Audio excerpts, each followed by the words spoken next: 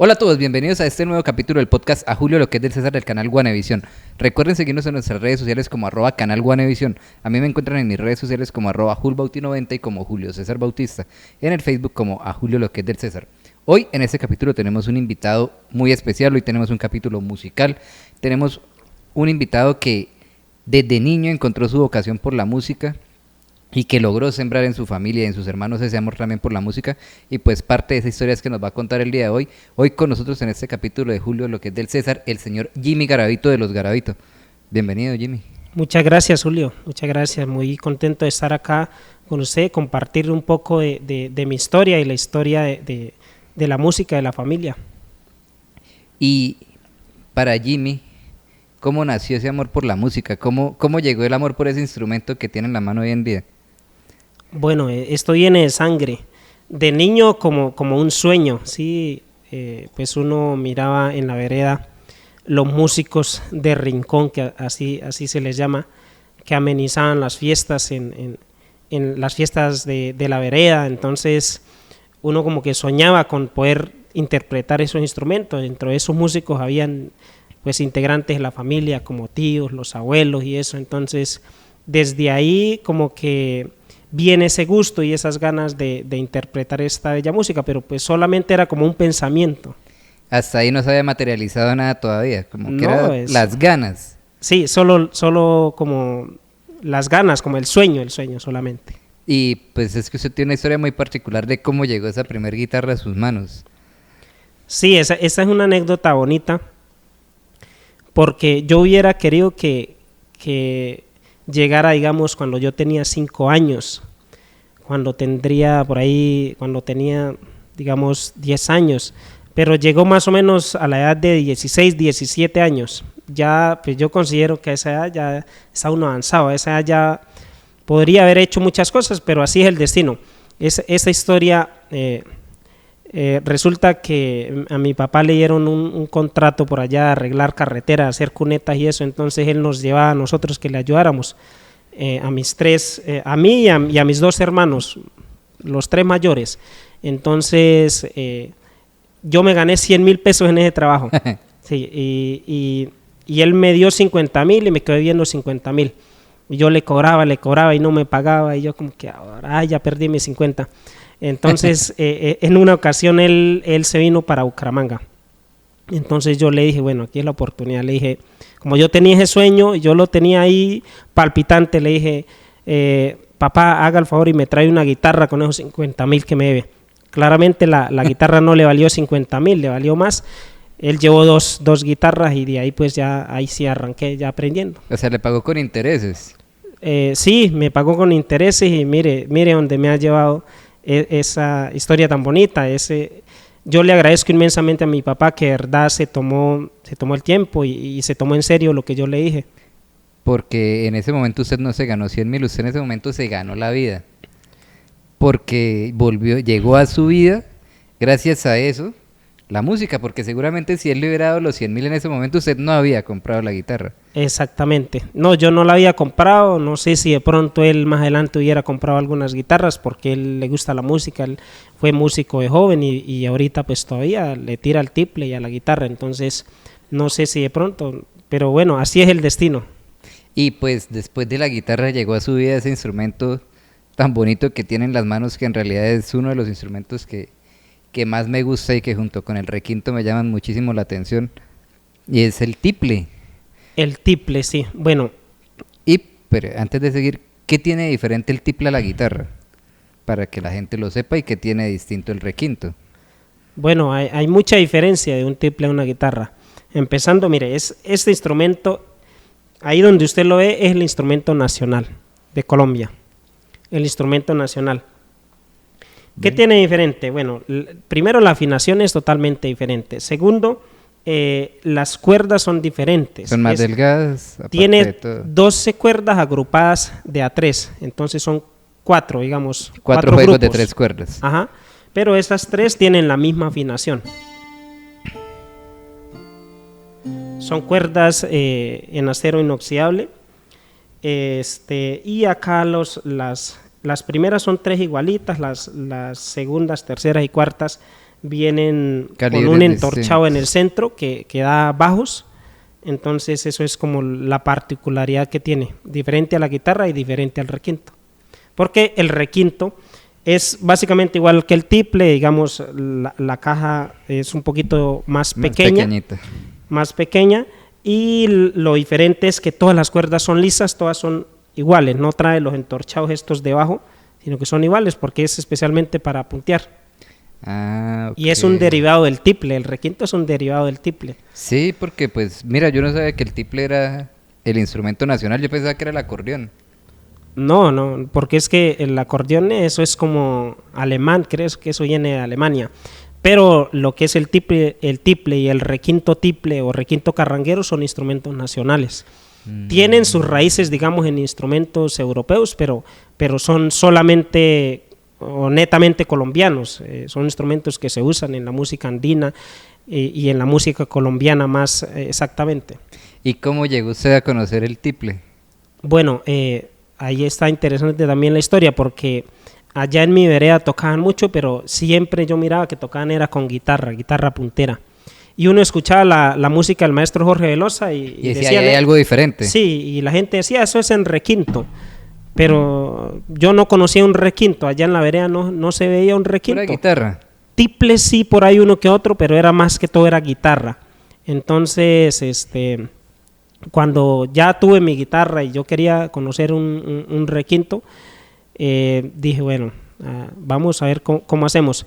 Las circunstancias de la vida después, eso se tardó bastante. Mira que, como le decía, como a los 17 años yo tuve mi guitarra. Estaba haciendo como grado 9 por ahí, salí del colegio, luego me vine a... Bueno, trabajé 2 años por allá de profesor rural en unas veredas que ni se imagina, lejos. Luego, ¿Con el bachillerato? Sí, con el bachillerato. Bacano, miren que esas son historias bacanas porque antes también funcionaba así, pero le estoy hablando de hace mucho tiempo.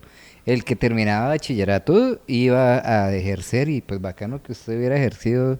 En el municipio de La profesor Esperanza, rural. hasta no hace mucho, funcionaba así. ¿Qué hacían? Había una corporación que tomaba a los bachilleres, los capacitaba obviamente, muy buena, le daban unas capacitaciones realmente muy buenas en pedagogía y uno aprendía cómo dictar las clases, cómo preparar clases, todo eso y sí, así terminé yo 3 años de docente en veredas lejos que ni se imagina, pero bueno, ahí tuvimos también esa bonita labor y es un bonito recuerdo.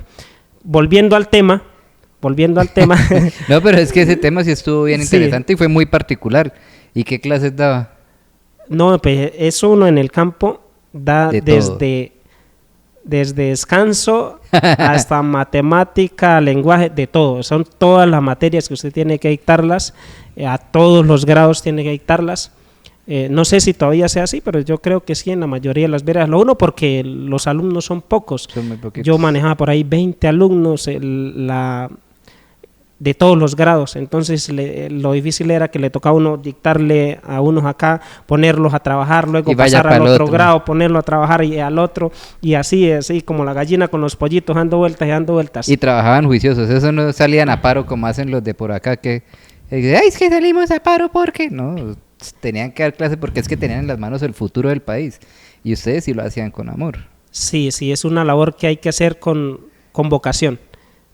A mí me gusta también la docencia, me gustó y es una experiencia muy bonita, pero pues realmente no era tampoco lo que Dios tenía preparado para mí, el destino, y tampoco, aunque me gusta bastante, me gusta trabajar con los niños, pues yo sabía que no estaba en mi campo donde yo me siento todavía mejor. ¿Y le llevaba la guitarra a las clases, no? Sí, esa es una historia bonita, porque mire que yo dictaba clases con la guitarra. No les enseñaba propiamente guitarra, no, sino que yo les enseñaba, digamos, los temas cantados con la guitarra. Por ejemplo. Sí, pues, por ejemplo, no sé si había un tema de lenguaje, por ejemplo, entonces de sílabas, por ejemplo, yo sacaba y hacía unas frases, hacía unas rimas y lo explicaba con un ritmo en la guitarra, ¿sí? Entonces a los niños les parecía entretenido y prestaban más atención. Claro, no, y es que en serio es una labor muy bonita y pues obviamente eso va dejando mucho en cada ser humano. Yo también en el año 2017 di clases en un colegio Ah, ok. y desde transición hasta quinto primaria y era un tema bien particular, entonces es bacano y es chévere tener esa vocación y tener a alguien acá que le haya tocado, pero sobre todo allá, es que no es solamente por el hecho de que lo haya realizado, sino por el sitio donde lo tenía que hacer y la clase que, digamos, de enseñanza que daba a los niños, eso es algo muy bonito, dirían por ahí. Sí, es algo que significa demasiado para mí. Ahorita a veces me encuentro algunos exalumnos, sí, ya personas, ya jóvenes, Grandes. mayores de edad y grandes ya, mm, algunos jovencitos y así, y me saludan y todavía me dicen profe y yo como que se entiende como que, bueno, pero es muy bonito esa experiencia, fue una experiencia maravillosa, fue mi primer trabajo, digámoslo, no Formal. formal, sí. No, pues yo trabajo desde los 5 años en el campo, pero es que es totalmente diferente. Y diferente, porque Claro. salir de usted, estar trabajando en el campo ya a dictar clases, el tema también de papelería, se maneja mucha papelería en este tema de docencias, de preparadores, de programadores, de, bueno, eso es los que están en este cuento saben. Y y todo eso, bueno, un aprendizaje bonito que me quedó para la vida, y de trabajar con la gente del campo es lo mejor que me puede haber pasado. Yo soy humilde, vengo de una familia muy humilde y cuando uno trabaja con los niños en el campo se da cuenta y yo miraba a esos niños y yo decía, este era yo cuando estaba niño, cómo llegaba a la escuela, que a veces llega uno, algunos llegan sin desayuno, sí, a veces le da nostalgia, a veces, ahorita en ese momento usted me hizo recordar esas cosas y me da mucha nostalgia porque también de niño yo viví esas cosas que veía en mis alumnos.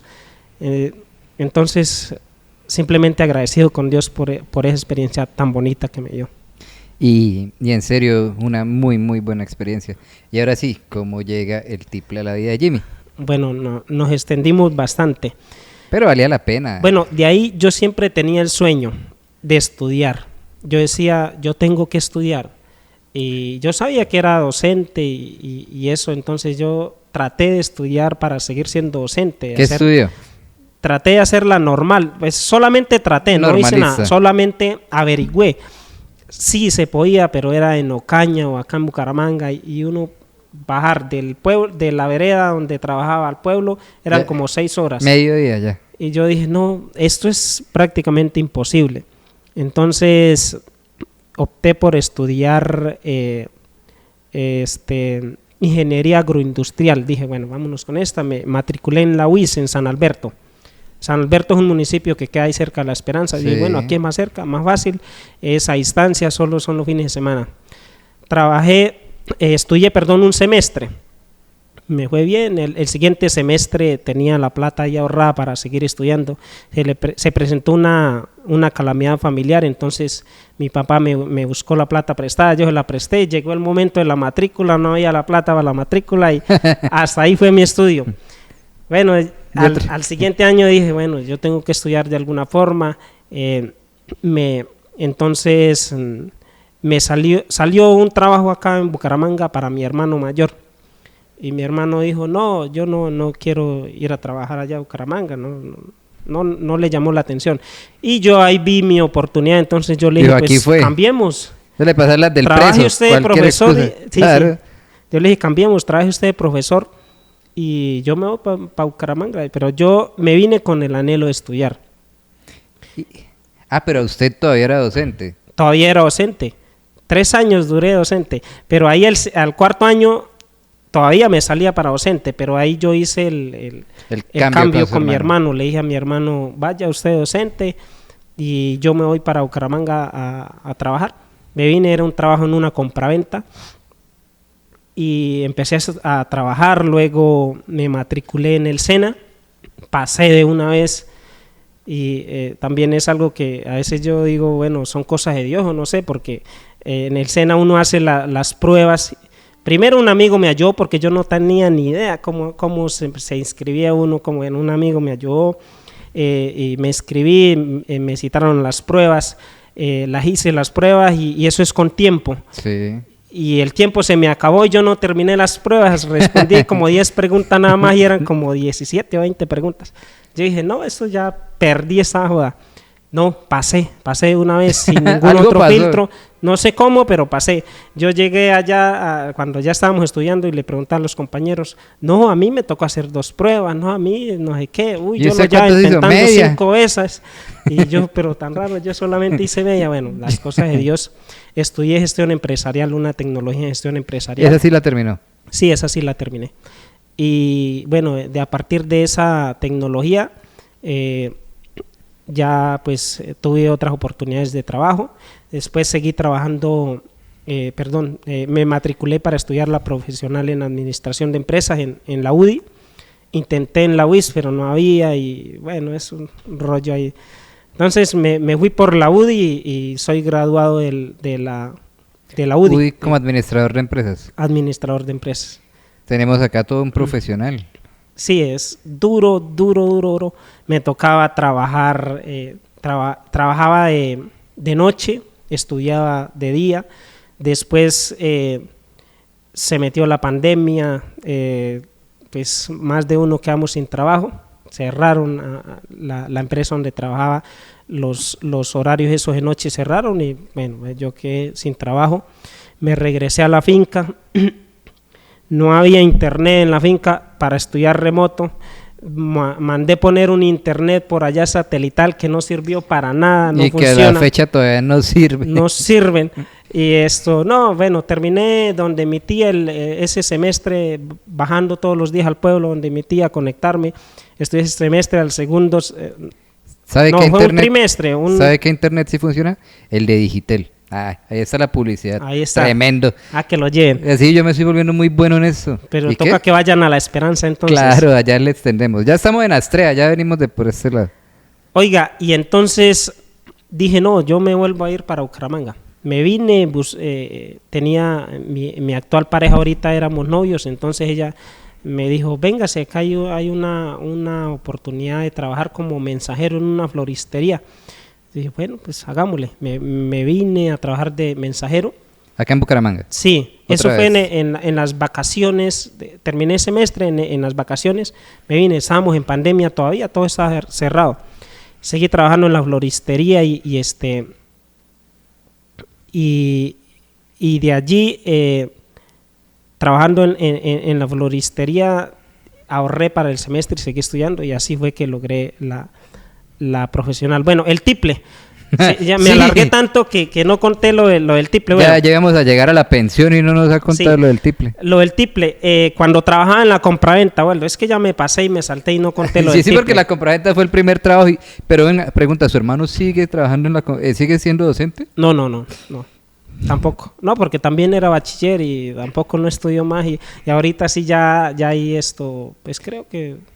Hoy en día sí, el primero que se presenta y ganó el concurso, ¡prum!, para la vereda. Entonces, lo del tiple es que tenía ahí la duda y mi hermano ya estaba también aprendiendo guitarra y decíamos, pero ¿cómo será? Nosotros mirábamos por ahí los artistas, pero nunca lo teníamos en las manos. Nos daba pena a veces, nos daba como curiosidad decirle a un artista, que préstemelo. Prestara, sí. Pero entonces le dije a mi hermano, bueno, yo estaba trabajando y yo voy a comprar un requinto. ¿Y hoy en día que usted tiene uno, lo prestaría para que aprendieran? No, pues tengo uno viejito, claro, lo puedo prestar. Yo le dije, voy a comprar un requinto. Y fui y me ahorré la platica, compramos el requinto. Y ahí viene otra historia bonita. Eso fue lo primero que compramos, el requinto.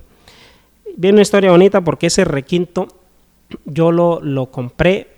Y estaba aprendiendo, como yo estaba acá, estaba aprendiendo y ya me he aprendido como 5 canciones ahí más o menos y me fui para la finca un fin de semana y llevé el requinto y allá todo fachoso, allá mostrándole, claro. Mire el requinto para mostrárselo allá a mis hermanos.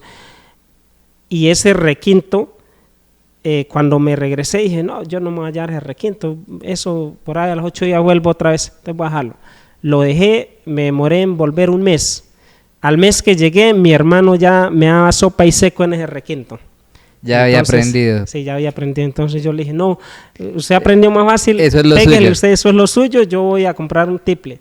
Después, en la compraventa donde trabajaba, de casualidad, Alguien llevó un tiple. Sí, había un tiple y un requinto que los dejaron perder allá. Yo dije, bueno, este es... Venga para acá que este es para mí. Y lo compré y ahí empecé con ese tiple, fue el primer tiple que tuve, un tiple muy sencillito, pero de ahí pues ya empecé a conocerlo, es muy similar a la guitarra, entonces no se me hizo difícil nada, los acordes son prácticamente lo mismo, sino que por la afinación, digamos, los tonos se suben o se bajan dependiendo. Por ejemplo, en un acorde de la guitarra, por ejemplo, que son solamente 3 cuerdas.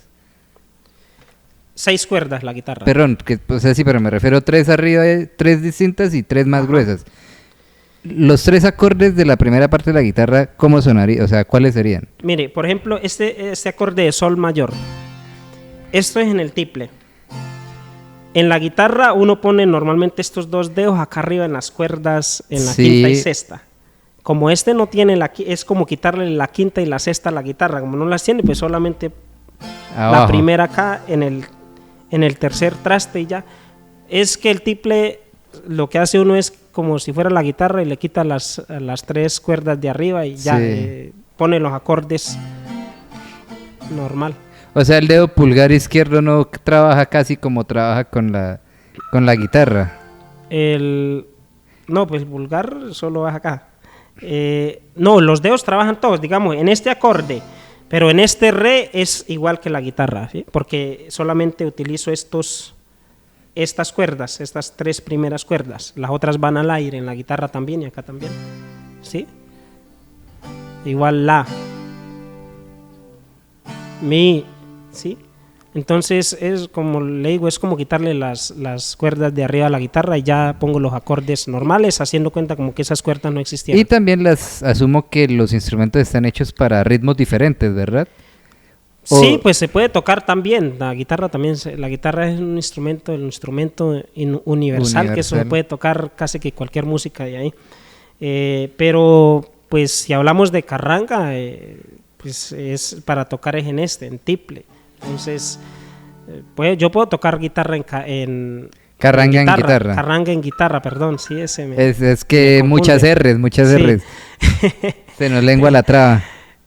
Puedo tocar carranga en guitarra, pero no va a sonar igual, digamos, el sabor ya se siente diferente. Ya Por ejemplo, ¿cuál es la nota más conocida de carranga en el tiple? Una canción famosa. La cucharita. La cucharita. ¿Cómo suena la cucharita? La cucharita. Está en la tonalidad de la mayor. En la vereda de Belandre, el municipio de Saboya, una cucharita de hueso me regalaron por amistad. En la vereda de Belandia, el municipio de Saboya, una cucharita de hueso me regalaron por amistad. La cucharita se me perdió, la cucharita se me perdió, la cucharita se me perdió, la cucharita se me perdió. Esa canción me hace acordar de una tía que ya está muy abuelita, que se llama Rita. Entonces le decimos la cucharrita. Ah, sí, claro, sí. Ese es el chiste del colegio. ¿Sí? Sí. ¿Y cómo nace el amor de sus hermanos precisamente también por la música? Porque pues hasta ese momento, listo, su papá le había picado el bichito, pero pues no la había hecho a nivel profesional o pensar vivir de eso. Sí. Usted sí lo tomó como una profesión y como un estilo de vida. ¿Y cómo llegan sus hermanos a conformar ese grupo que conocemos hoy en día que se llama Los Garavito?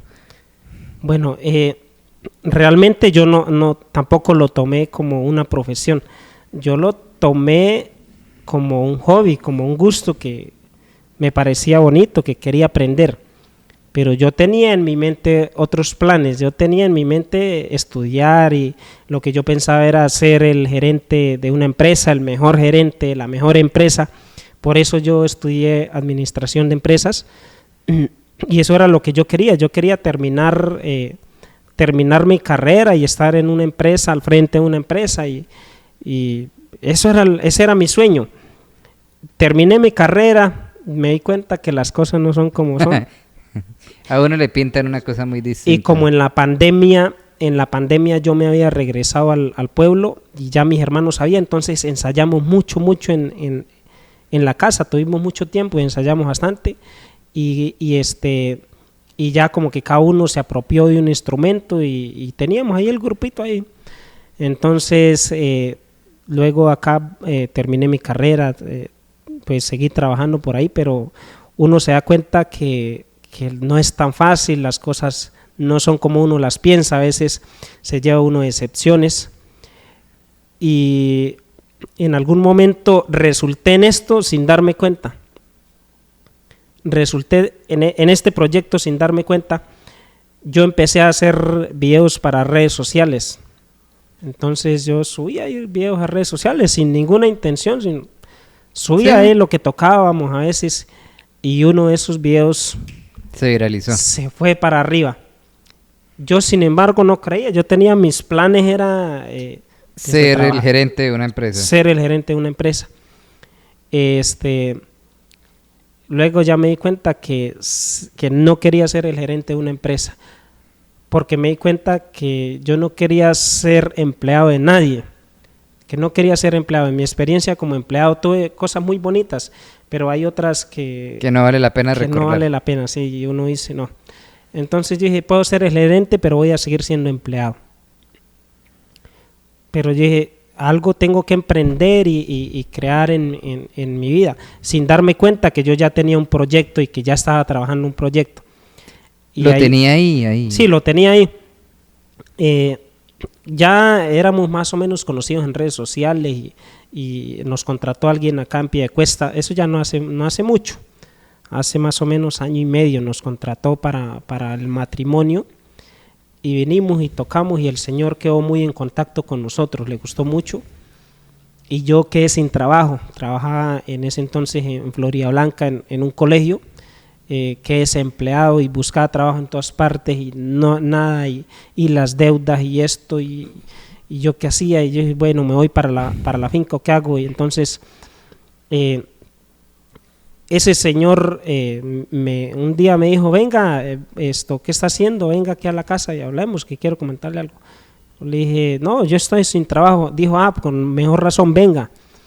Yo le hice caso y fui allá al señor y el señor me aterrizó y me dijo, ¿usted qué hace buscando trabajo? Es que ustedes no tienen que buscar trabajo, ustedes tienen un proyecto, pónganse a trabajar con ese proyecto y tienen una finca, trabajen en esa finca, que esa finca los va a respaldar mientras ese proyecto les da frutos. Muy inteligente el señor. Y de ahí arrancó todo. Yo le hice caso, yo le dije, pero es que ¿cómo? Entonces él nos dio una idea, nos dijo, bueno, ustedes tienen seguidores ya en redes sociales, la gente los conoce, la gente los puede ayudar, y nos dio la idea de hacer una rifa, un bono, y ahí pues, porque no, yo sí ya, perdón, ya soñaba con grabar mis temas, ya tenía muchas letras, muchas composiciones, pero el recurso económico es un limitante y a veces uno pues se queda ahí y uno dice, bueno, cuando haya, pero no hace nada por conseguir.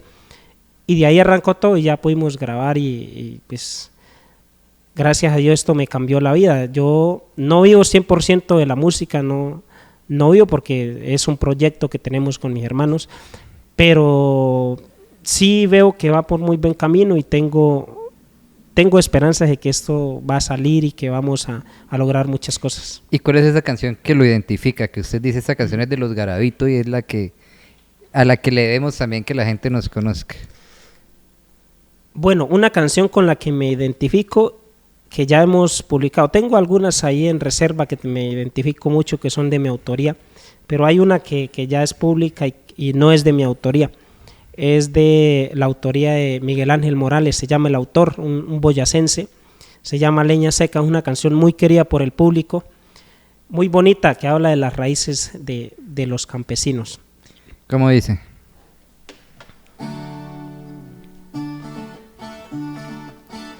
Aún recuerdo allá en el campo lo que tuve que pasar.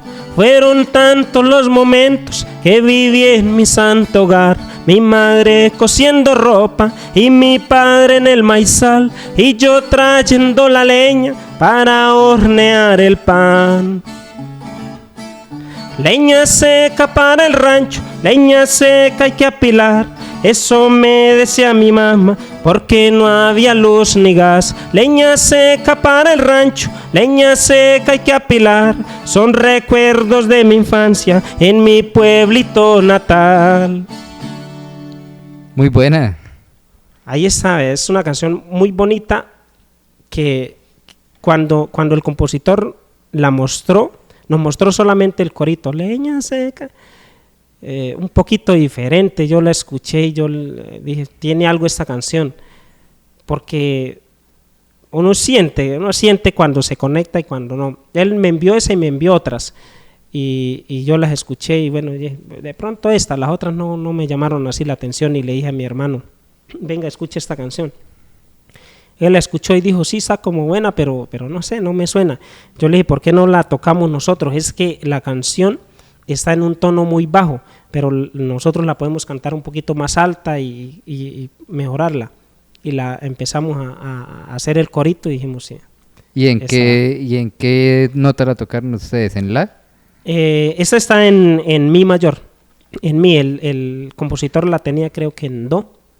Entonces la bajamos dos tonos, la subimos 2 tonos, perdón, la subimos 2 tonos. Y es increíble cómo 2 notas musicales o 2 tonos hacen cambiar totalmente la canción, ¿no? Sí, sí, y él la tenía la letra y la melodía así como la canté, un poquito la cantaba como más suave, con más rumbita criolla, pero composición, arreglos de requintos no tenía nada. Mi hermano tomó el requinto y le hizo unos arreglos maravillosos. Me gusta mucho también la introducción de esta canción, y realmente es una de las canciones que hoy por hoy más me gusta de las que tenemos, pues ya que hemos publicado. Hay canciones que tenemos también ahí en reserva que son muy bonitas y que también tienen muchos sentimientos ahí como con...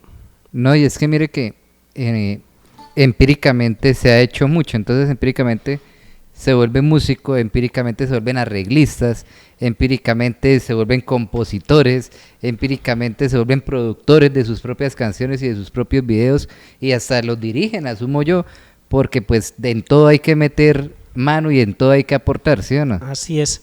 Mire, yo agradezco mucho a Dios y a la vida la oportunidad de que yo sea profesional. Yo siento que eso nos ha ayudado demasiado, porque pues yo conocí más un poco el mundo, cómo se administran las cosas, cómo se debe llevar un proyecto. Entonces, yo creo que eso nos ha favorecido. Pero lo que usted dice es verdad. Yo nunca he tenido un profesor de música, jamás. Yo ahorita quiero estudiar algo de música, ojalá el tiempo me dé y pueda.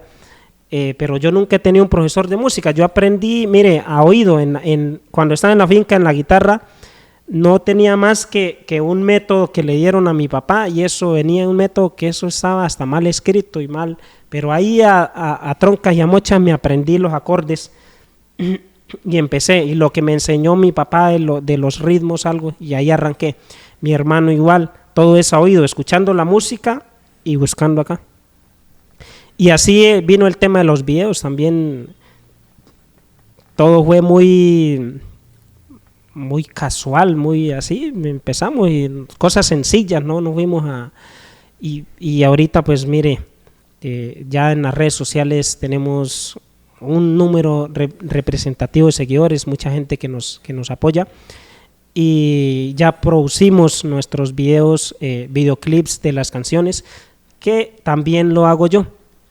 Yo no los produzco, yo tengo un productor que nos acompaña en eso, pero yo soy el que doy la idea, el que escribo el guión, el que dirijo, el que llevo todo. El del refrigerio. Es mucho también. Trabajo. Sí, el del refrigerio, el de todo, es mucho trabajo. A veces uno se cierra y no sabe qué hacer, se frustra. Pero yo siento, bueno, es un talento que también tengo, que es escribir, y que viene como de familia. Mi hermana escribe, mi hermano también. Entonces el escribir una canción, el escribir una poesía, yo dije, y el escribir un guión, ¿por qué va a ser diferente? Eso es igual, son ideas, solamente hay que materializar y tener creatividad. Y he hecho el guión de todos los videoclips que ustedes ven, las canciones de nosotros, todos los he hecho yo. Entonces, Pues sí, empíricamente, a veces yo dije, pero ¿cómo se hará un guión? Entonces yo dije, bueno, pues hagamos algo. Uno hace una cosa, el otro otra, y persona uno, persona dos, Sí, persona... sí. Y así lo hemos materializado. ¿Y qué se encuentra en sus redes sociales, por ejemplo? En mis redes sociales, bueno, yo tengo mis redes sociales personales, Jimmy Garavito, ahí subo videos de la finca, del campo, a veces subo videos de lo que hago normalmente, muestro lo que hago, de música, de poesía, hago trovas con doble sentido ahí en mis redes sociales también. Por ejemplo, una. Si se puede, si Claro, estamos en horario estamos en el mejor programa de todos. ¿Cómo no vamos a poder? Don Héctor, ¿cierto que podemos hacer una trova de doble sentido? Las que quiera. Vale, cabeza. Esto me dijo mi novia cuando subí a la tarima. Vaya toque ligerito que ahorita lo quiero encima. No. Trovitas así hacemos. Esa es de mi autoría, la mayoría de mi autoría. Otras son coplas tradicionales que uno escuchó a los abuelos, a los amigos. Sí. Entonces las convertimos en ese ritmo de trova y las echamos. Algunas nos surgen ahí en el momento, otras nos salen y esta está buena, y luego nos ponemos y hacemos el video y lo subimos. Hay videos de esas trovas que... Yo también quiero hacer una trova, ¿puedo? Claro. Hágale. Una noche me soñé que un señor me estaba ahorcando, y cuando me desperté, un señor me estaba ahorcando. Esa es la que echa todo el... Mire que en realidad siempre existe la posibilidad de encontrar algo bonito de la adversidad. Sí. Porque pues digamos que también la música llegó a ser por la adversidad, porque si usted no hubiera quedado sin trabajo, y dicen que existe ese momento canónico, ¿no? Que es el que lo mueve a uno a llegar donde está hoy en día, o que a tomar las decisiones más importantes. Y el evento canónico para usted fue haberse quedado sin trabajo y decir, venga, ¿qué hago? ¿Será que me voy para la finca? ¿Será que hago? Y esa llamada que usted no esperaba recibir en ese momento, pues mire cómo cambió las cosas. Sí, sí, realmente. La pandemia nos cambió a muchos, no solamente a mí, a nosotros. Nosotros iniciamos el proyecto justamente en el 2021, en plena pandemia. Ahí arrancamos. No propiamente ya dedicados, pero ahí arrancamos, y arrancamos aprendiendo. Nosotros, el que sabía era mi hermano Willy, un poquito el requinto, yo un poquito el tiple, mi hermano Juanpa, que también le tiraba un poquito al bajo, que hay una historia muy particular de ese bajo, si quiere ahorita se la cuento también. Y los demás no sabían nada. Entonces salió por allá un proyecto del Ministerio de Cultura en el municipio, y nos dieron unos instrumentos. Entonces nosotros pedimos como si fuéramos ya los músicos más profesionales. Claro, la orquesta profesional. Pedimos timbales, congas, no conocíamos esos instrumentos. Pedimos o sea, los New Kids on the Block eran ustedes en versión carranga. Sí, sí. Pero no conocíamos los instrumentos, solo sabíamos que a la carranga ya le estaban metiendo eso, pero no teníamos ni idea ni cómo se tocaba, ni qué era eso, ni con qué se comía. Y de ahí, bueno, llegaron esos instrumentos. Dijimos, bueno, ¿y ahora quién los toca? Y de allí entonces vinculamos a los demás hermanos y empezaron ellos a aprender, y ahí van en el proceso, y nos ha ido bien ya. Pues, ya se puede decir que ya se está armando algo muy bonito, más sólido. Y es increíble porque la familia pues siempre ha sido un pilar fundamental, y chévere cuando todos tienen esa alma musical, ¿no? Y es importante cuando le dan amor y le ponen empeño a lo que están haciendo. También es la forma más digamos, más real de lograr las cosas, ¿no? Porque es que el problema es que uno se queda en los sueños. Entonces yo quisiera, no, es que si yo tuviera plata, haría tal cosa, si yo pudiera, iría a tal parte, si yo pudiera, y si hubiera, y ahí se quedan. Entonces, como el cuento de mi papá, y si mi tío tuviera tetas, sería mi tía. Pero sí, no buscan la forma de materializar esos sueños, y ustedes lo hicieron. Gracias a muchas cosas que pasaron, y muchas personas que llegaron a su vida también, que hoy en día pues también sus seguidores son un factor importante para seguir motivados a hacer las cosas bien, cuando les dan un me gusta, cuando les comentan, cuando les dicen, y que además pues hoy en día gracias a las redes sociales se llega a muchas partes, en el campo, en todos lados, y es donde más trae recuerdos este tipo de música. Así es, lo que usted decía es totalmente cierto. A veces nos quedamos en el, pero ¿cómo lo hago? pero ¿cómo? Es un dicho que tenemos nosotros ahí cuando cantamos y dice Willy, pero ¿cómo?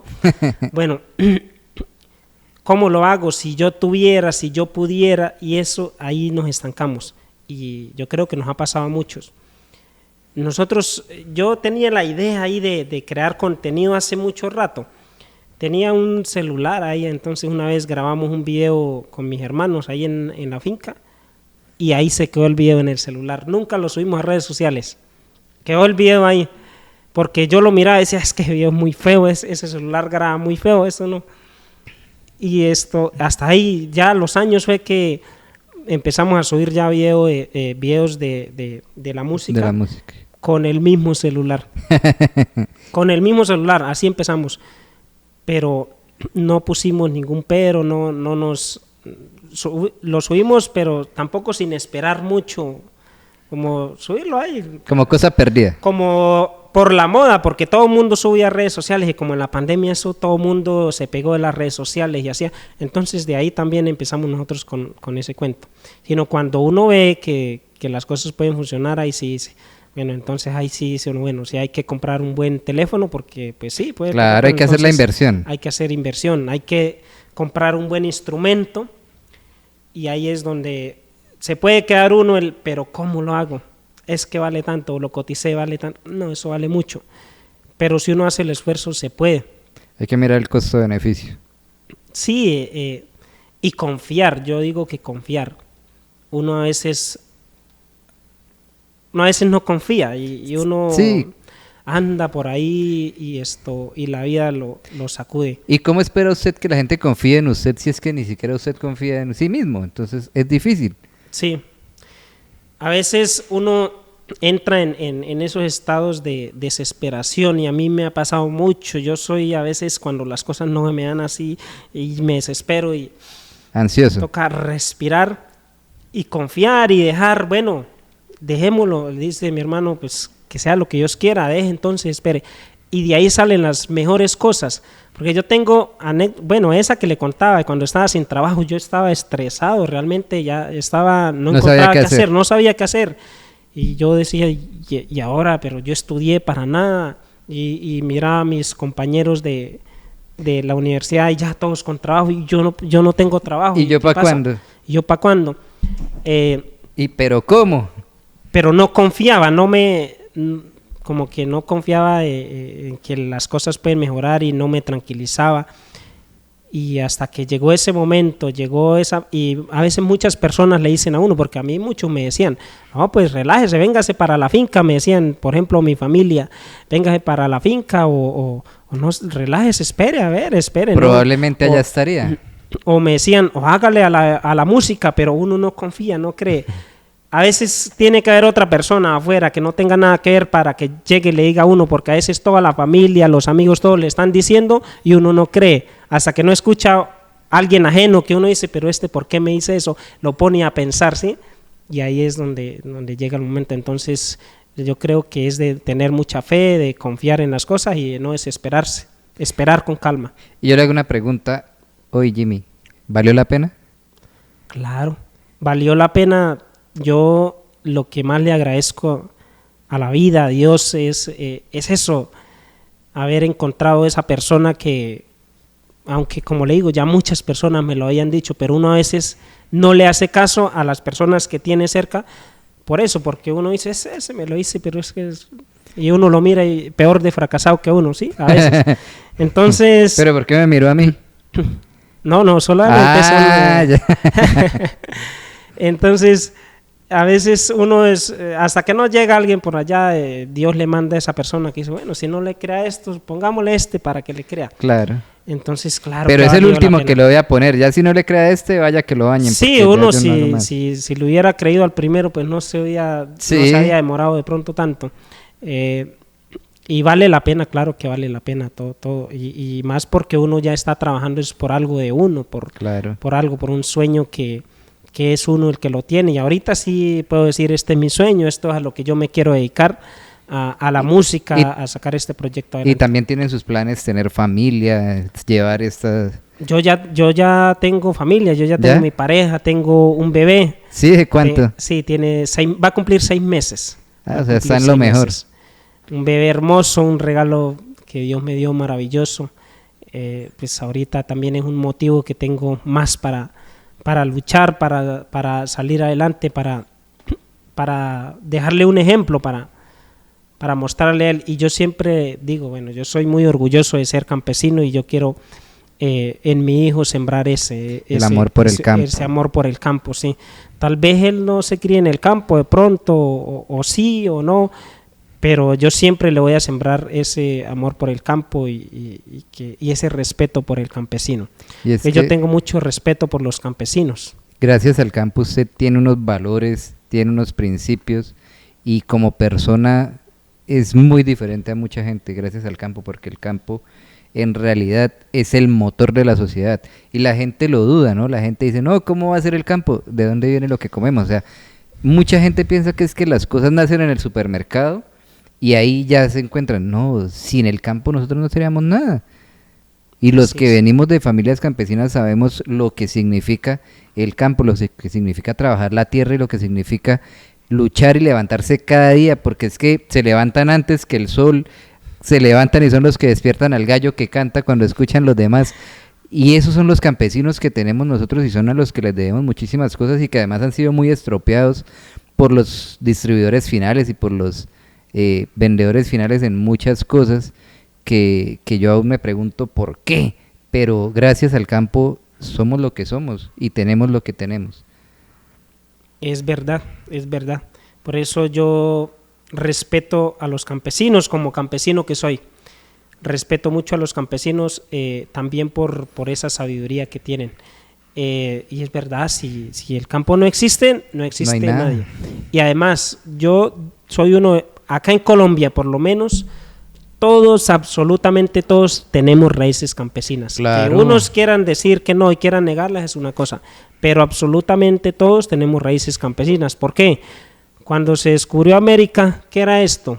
Un campo, ¿cierto? Sí. No existían ciudades, no existía nada. O sea, que si todos somos americanos acá de Colombia, somos colombianos, entonces todos tenemos raíces campesinas, porque ahí se gestó todo y se empezó todo. Claro, es que de hecho en todos lados, porque cómo sobrevivían las otras culturas, todas debían tener alimento y en todas debía haber campo para producir.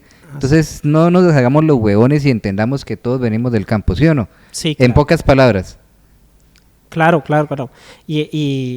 Pero necesito que usted también le lleven, o sea, no se hagan los huevones, reconozcan que venimos del campo. Sí. Sí, es que todos venimos del campo y a veces hay gente que no entiende y no sabe que el plato de comida que tiene en la mesa viene del campo.